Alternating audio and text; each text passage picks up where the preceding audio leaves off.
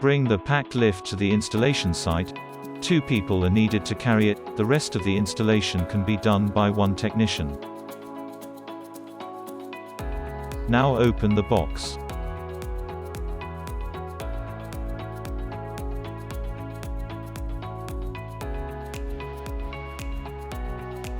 Hand down the individual parts lying on the lift.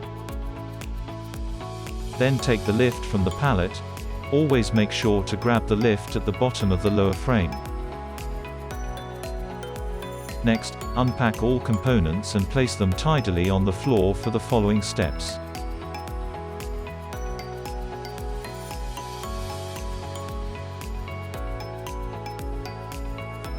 Begin with the installation of the ramp.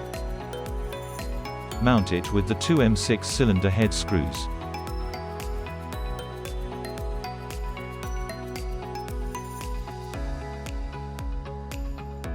For versions with automatic ramp, attach the ramp to the ramp motor.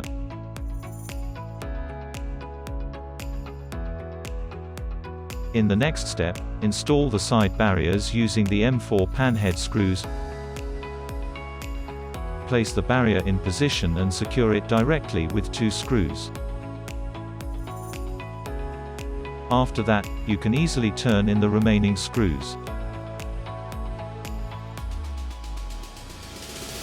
Attach the cover caps as well. Attach the gum to the underside of the ramp. Also plug in the hand cassette and the transformer. If the lifting height was not specified in the order, you can now adjust it. For that, bring the lift to the upper stop position and raise the safety curtain. Open the 2 screws and move the upper limit switch along the slotted holes, until it is pressed through the small bolt. Tighten the screws at this point.